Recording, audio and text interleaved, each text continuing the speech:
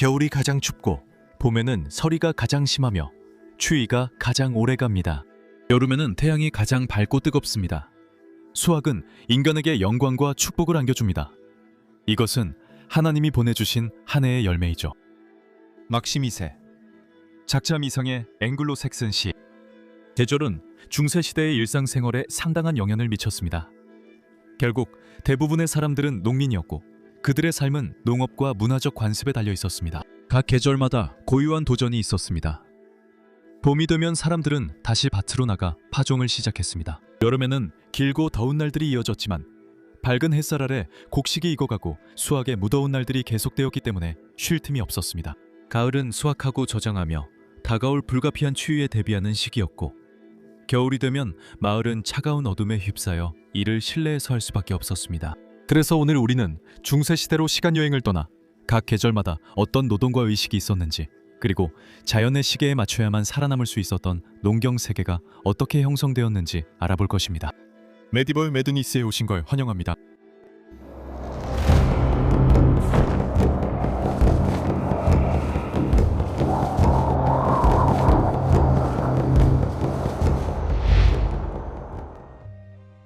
모든 것에는 계절이 있습니다. 재미있게도 적어도 영국에서는 앵글로색슨 시대 이후까지 사계절이 존재하지 않았습니다. 그 전에는 켈트족의 해가 여름과 겨울 두 부분으로만 나뉘어 있었습니다. 오늘날 온대 지역에 사는 대부분의 사람들에게는 1년 이 4개 뚜렷한 장으로 나뉘어 있습니다. 봄은 3월, 4월, 5월이고 여름은 6월, 7월, 8월입니다.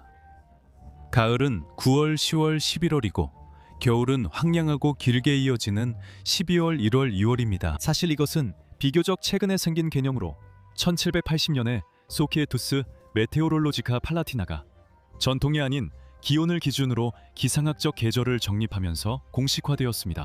모든 중세인들은 계절의 영향을 다르게 느꼈습니다.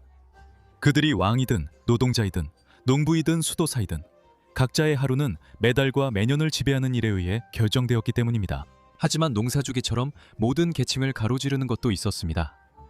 이 농사주기는 모두에게 영향을 미쳤고 오늘날보다 훨씬 더 삶에 중요했습니다. 작물의 성장, 비가 내리는 시기, 수확의 희망이나 위협, 이런 것들은 모두에게 중요한 일이었습니다. 왕들조차 들판을 걱정하며 지켜봤습니다. 곡물이 잘 수확되어야 군대가 행군할 수 있기 때문입니다. 그리고 중세 대부분 동안 모든 중세인들은 종교 달력을 따랐습니다. 금식과 축제, 그리고 성스러운 날의 엄숙한 준수는 모두가 지켰던 것이었습니다. 이것은 개인의 선택이 아니라 교회에 의해 정해졌고 왕의 칙령으로 강화되어 모두가 부자든 가난하든 함께 사순절을 맞이하고 함께 부활절과 크리스마스를 축하하며 같은 성인 축일에는 모두가 일을 멈췄습니다. 계절이 바뀌는 것처럼 교회력도 일상생활을 형성했습니다. 기나긴 기독교 연도와 고된 노동의 달들을 나누어주는 명절들이 각 계절을 밝게 해주었습니다. 많은 명절이 교회에 의해 받아들여진 이교도 축제였고 일부는 거의 그대로 남았습니다. 한 해 동안 한 번의 수확에서 다음 수확까지 각 계절마다 적어도 한 번의 축제가 있었습니다. 수확철에는 한 달도 안 되어 성모 마리아 축제가 2번 열렸고 농기구는 내려놓았으며 마을 권장에서는 놀이가, 식탁에는 고기와 케이크, 에일 맥주가 가득했습니다. 봄의 약속. 3월이 되면 농부들은 밭을 갈고 거름을 뿌릴 수 있도록 서리가 내리지 않고 건조한 날씨를 바라게 됩니다. 다른 야외 작업으로는 과일나무와 포도나무 가지치기가 있었습니다. 4월이 되어 따뜻한 햇살과 번갈아 내리는 소나기가 오면 논밭을 고르고 씨앗을 뿌리는 일이 시작될 수 있었습니다. 서리가 더 이상 위험하지 않고 흙이 따뜻해지면 말이죠. 봄의 첫 몇 주, 겨울의 찬기가 풀리기 시작하고 아직 파종이 시작되지 않았을 때 양들이 새끼를 낳기 시작합니다. 새끼 양들은 작년 밀밭의 그루터기를 뜯어먹으며 수확 후 남은 것들을 갉아먹기에 딱 맞는 시기에 태어났죠. 6월 중순이 되면 계절은 따뜻하고 밝아졌고 양들은 털을 깎이고 그 양털은 수레에 실려 시장에 팔려나갔습니다. 장르브리는 14세기 양치기로 1379년 르 봉베르제를 구술했으며 이는 중세 양치기를 뜻합니다. 가장 초기의 실용서 중 하나에서 장르브리는 자신이 양치기로서 했던 일을 설명하고 계절마다 양을 가장 잘 돌보는 방법에 대한 조언을 제공합니다. 봄에는 인용하자면 5월이 되어 날씨가 맑고 평온하며 아직 너무 덥지 않을 때 땅 위의 모든 것이 만개하고 그때 목초지는 연한 풀들로 가득 찬다고 했습니다. 5월에는 수장, 암양, 한살배기양, 새끼양의 털을 깎는 것이 관례입니다. 이 시기가 양털 준비 시기이기 때문입니다.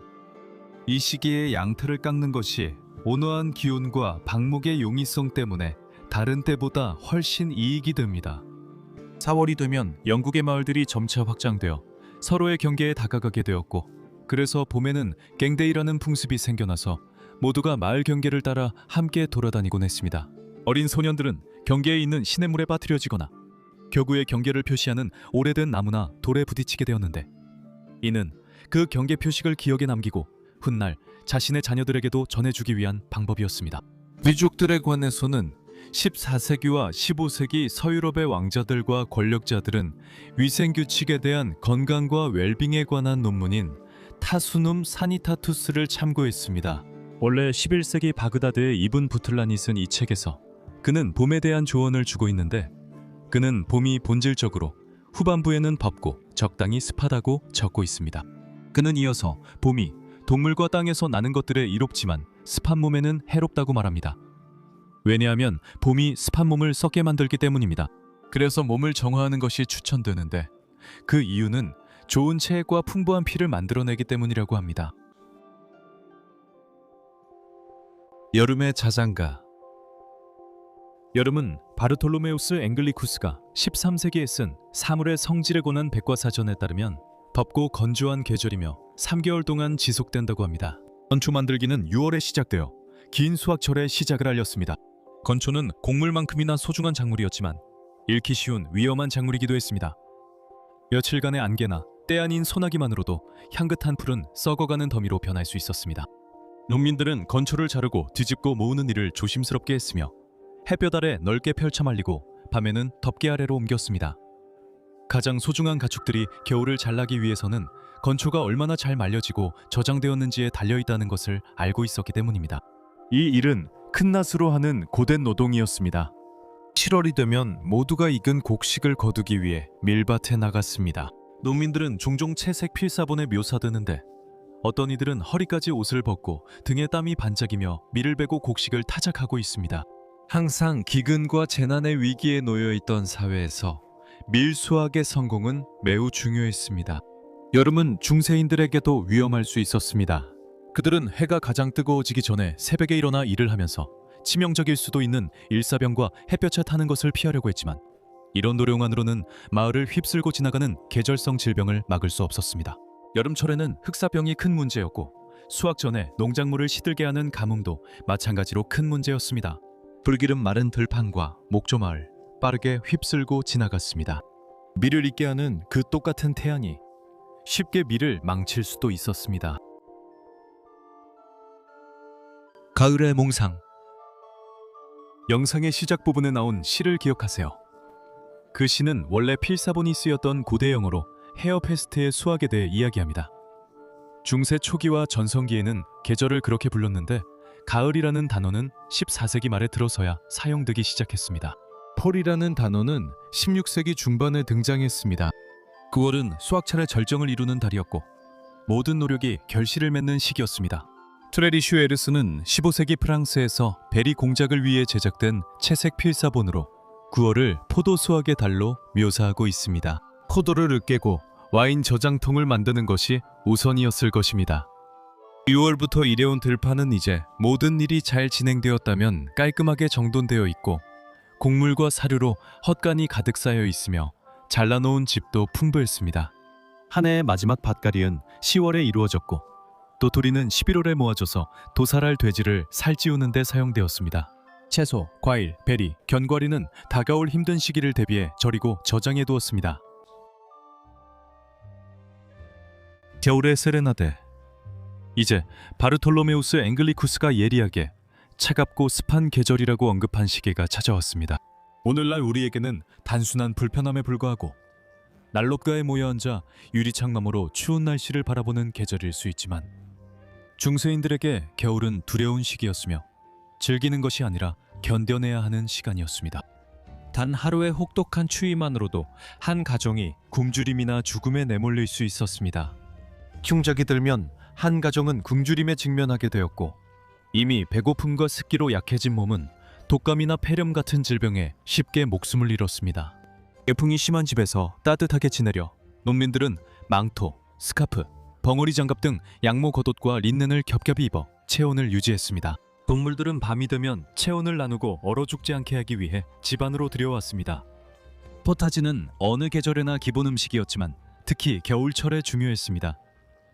냄비에는 채소와 허브를 포함해 무엇이든 넣을 수 있었습니다.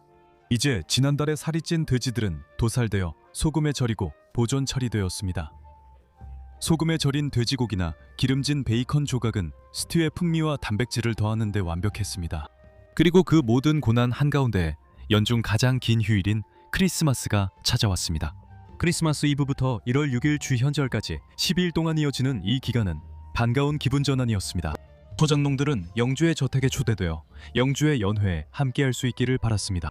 눈이 내리면 일은 거의 멈추다시피 했고 여성들은 불렵 실내에서 할 수 있는 직조나 바구니 만들기 같은 일에 집중했습니다. 겨울이 와도 속도는 느려졌지만 힘든 일은 계속됐고 중세인들의 생존은 여기에 달려 있었습니다. 농장은 한겨울에도 여전히 힘든 노동을 필요로 했습니다. 2월에서 3월로 넘어가면 봄을 준비하기 위해 채소밭과 들판에 거름을 뿌려야 했습니다. 땅에 남아있던 양배추와 대파를 수확해 포타주 솥에 넣을 수 있었습니다. 건물, 울타리, 수레, 도구 모두 수리가 필요했고 땔감도 모아서 잘라야 했습니다. 그리고 항상 동물들, 돼지, 양, 염소, 소, 닭들에게 먹이를 주고 물을 주고 우리를 청소해야 했습니다. 사계절의 순환은 중세 사람들이 시간을 이해하는 방식이었습니다. 성인 축일에는 음악 행렬이 골목을 지나가며 단조로운 한 해를 깨뜨렸습니다. 사순절에는 식사가 줄어들고 웃음소리도 잦아들었지만 부활절이 오면 의식과 잔치로 다시 활기를 되찾았습니다. 4월이 되면 교구민들은 경계 순례를 하러 나와 마을의 경계를 직접 걸으며 확인했습니다. 9월에는 포도를 밟는 소리가 울려 퍼졌습니다. 11월엔 돼지를 도살하는 힘든 일이 있었고 12월은 혹독한 겨울로 두려움에 달이면서도 크리스마스와 벽난로 잔치로 사랑받는 달이었습니다. 중세인들에게 계절 행사는 어디에나 있어 중세인들에게 늘 일깨워 주었습니다. 교회 벽에 그려지고 성가대 좌석에 새겨지고 기도서에 채색되고 민요로 영원히 남겨졌습니다. 이번 메디벌 매드니스 에피소드를 시청해 주셔서 감사합니다. 재미있으셨다면 채널 구독 부탁드려요. 매주 금요일 새 영상 업로드합니다. 저희는 최근 패트리온을 개설해 매달 추가 영상을 올리고 있습니다. 더 큰 후원으로 응원해주신 분들의 이름이 지금 화면에 나오고 있죠? 이분들은 저희 상위 티어 멤버로 지원 덕분에 매달 추가 영상을 만들 수 있었습니다. 진심으로 감사드립니다. 여러분 모두 감사합니다. 그리고 언제나처럼 다음 주에도 새로운 영상으로 찾아뵙겠습니다. 좋은 한 주 보내세요.